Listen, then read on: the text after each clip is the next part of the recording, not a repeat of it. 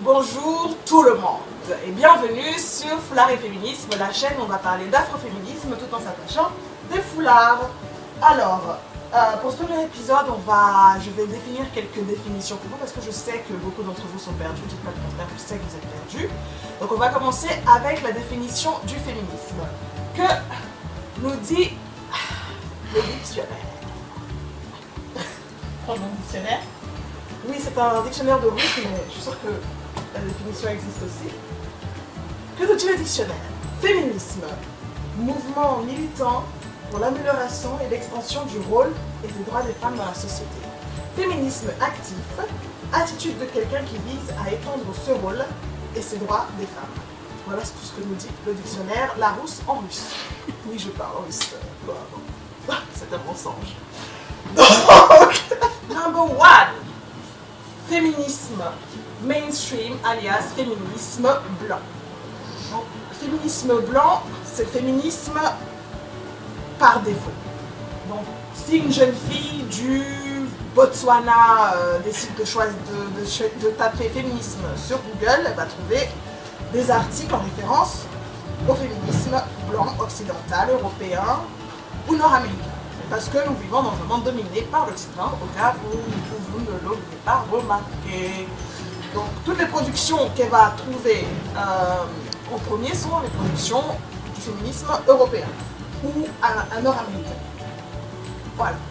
Mais ce ne serait pas un problème si le féminisme blanc par définition n'était pas problématique. Et quand je dis problématique, je veux dire assimilationniste, colonialiste, non intersectionnel, qui ne prend pas en compte les différences de race entre les femmes, qui refuse de voir les femmes racisées comme objet de leur propre émancipation, mais plutôt comme sujet à émanciper.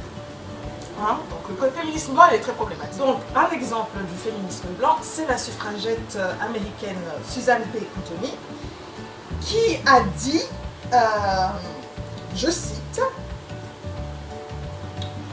« Je préfère me couper le bras droit plutôt que demander le droit de vote pour le nègre plutôt que pour la femme. Parce que pour elle, le nègre, c'est un homme noir et la femme, c'est une femme blanche. Les femmes noires, nous n'existons pas. Nous sommes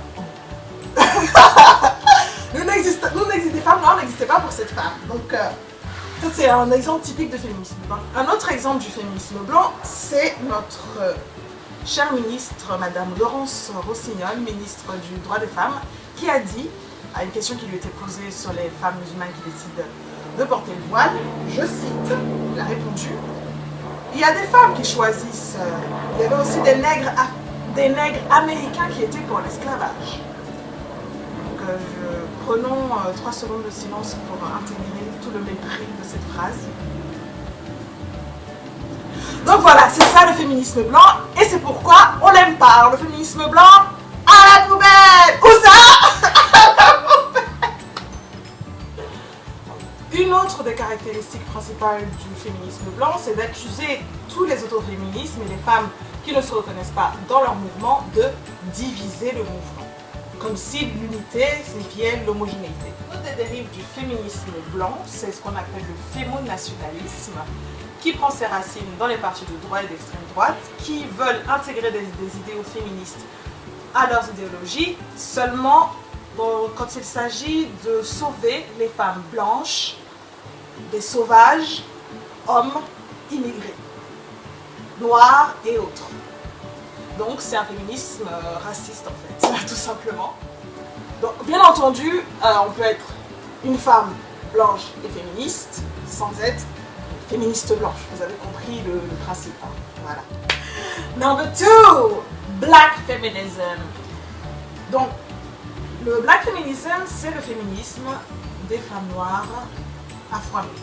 Donc face aux suffragettes et aux féministes blanches qui étaient clairement racistes, et face aux personnes faisant partie des mouvements noirs qui ne s'occupaient pas du terme de sexisme, les femmes noires ont décidé de créer leur propre mouvement qui prendra en compte leur spécificité de femmes noires vivant en Amérique. On doit pas mal de notions au féminisme afro-américain, notamment la notion d'intersectionnalité. Alors l'intersectionnalité, c'est une notion dont on parle beaucoup en France en ce moment. Qu'est-ce que c'est l'intersectionnalité? Donc ça a été inventé en 1989 par la féministe sociologue Kimberly Crenshaw, et ça désigne la situation de personnes vivant plusieurs types d'oppression dans une société donnée. On doit aussi la notion de misogynoir. On leur doit aussi la notion de misogynoir. Alors qu'est-ce que c'est le misogynoir? La misogynoir, c'est la misogynie subie par les femmes noires. Donc, où le racisme et le sexisme se mêlent pour discriminer les femmes noires. On doit aussi la notion, le mot womanisme à Alice Walker. Donc Alice Walker, vous la connaissez sûrement, c'est celle qui a écrit le livre La couleur pourpre, qui a ensuite été un film avec Whoopi Goldberg. Si vous ne le connaissez pas, téléchargez-le, allez en streaming, illégalement, légalement, mais allez le voir. Ou lisez-le. Donc cette jeune femme, je ne sais pas si elle est jeune, mais peu importe, cette femme a inventé le terme womanism. Et en fait, ce terme, il n'a pas été créé spécifiquement pour les femmes noires, il a été créé pour que toutes les femmes de couleur puissent avoir un terme en commun. Donc le féminisme, ce serait pour les femmes blanches, puisque par défaut le féminisme est blanc, et le womanism, c'est le féminisme des femmes de couleur. Number 3, l'afroféminisme. En un seul mot, pas afro-féminisme. Donc l'afroféminisme, c'est le féminisme des femmes noires européennes qui, de la même façon que les femmes noires américaines, ne se sentent pas représentées par le féminisme blanc ni par les mouvements noirs. Donc nous avons créé notre propre féminisme qui s'appelle l'afroféminisme en un seul mot. On en a entendu beaucoup parler récemment, notamment à cause de la polémique créée par la maire de Paris par rapport au festival afroféminisme qui aura lieu en juillet, fin juillet. D'ailleurs, je vous conseille d'y aller, mais il n'y a pas de place parce que c'est... comment on dit déjà? C'est complet. C'est complet, voilà. La mère nous leur a fait de la pub et voilà, c'est complet. Merci Anne Hidalgo. Donc ce féminisme-là prend en compte les questions et les problèmes des femmes noires vivant dans un contexte culturel européen. Ce féminisme-là, ce féminisme-là est très présent sur les réseaux sociaux. Donc Twitter, Facebook, il y a des podcasts, des blogs. Donc ce féminisme-là, dans cette génération, on utilise beaucoup les réseaux sociaux. Mais ce féminisme n'est pas apparu hier, il date d'il y a quand même pas mal de temps, notamment en 1976 avec la création de la coordination des femmes noires, qui a été invisibilisée au profit d'autres mouvements féministes blancs. Voilà. Et du coup, pourquoi afroféminisme en un seul mot et pas afro-féminisme? Si on l'écrit avec un préfixe, en tant que préfixe, afro-féministe, ça donne l'idée que le féminisme blanc, donc le féminisme, c'est le féminisme blanc, et l'afroféminisme, c'est le bébé, donc une sous-catégorie du féminisme blanc. Or, ce n'est pas le cas, c'est un mouvement en lui-même. Donc j'avais dit que ce féminisme utilise beaucoup, de notre génération du moins, on utilise beaucoup les réseaux sociaux. Il y a des tas de projets qui sont nés sur les réseaux sociaux, notamment le film Ouvrir la voie par la réalisatrice Amandine Gay, qui a un documentaire qui parle de la vie des femmes noires en France, dans un contexte culturel contemporain. Et ce film va sortir au cinéma en octobre, donc je vous conseille vraiment d'aller le voir. Donnez votre argent aux femmes noires, nous le méritons, mesdames et messieurs, ok? Donc voilà pour le féminisme afropéen, donc l'afroféminisme. Donc, nous, les afroféministes, on nous accuse souvent de ne pas nous occuper des vrais problèmes des femmes noires. Hein? Par exemple, si moi, je dis, en tant que femme noire vivant en France, j'aimerais le plus être discriminée à cause de la texture de mes cheveux.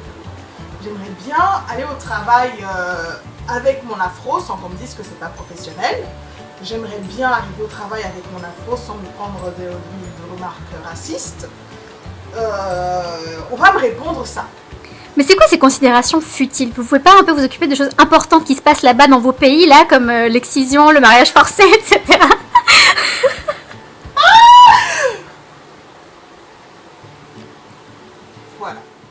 Number 5 or 4.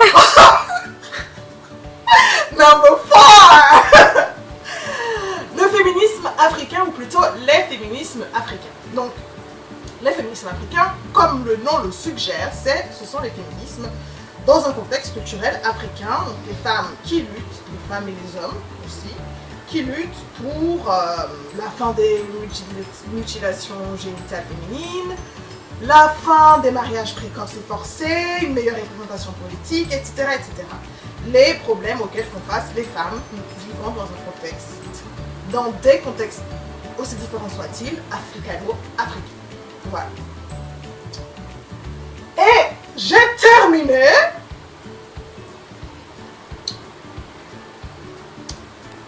Est-ce que ça vous plaît? Moi, oui.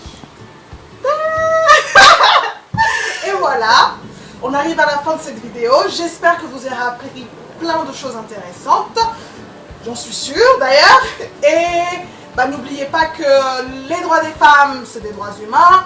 N'oubliez pas de détruire le patriarcat. Et n'oubliez pas de décoloniser tout. Voilà, ce sont vos devoirs pour cette semaine. À la prochaine.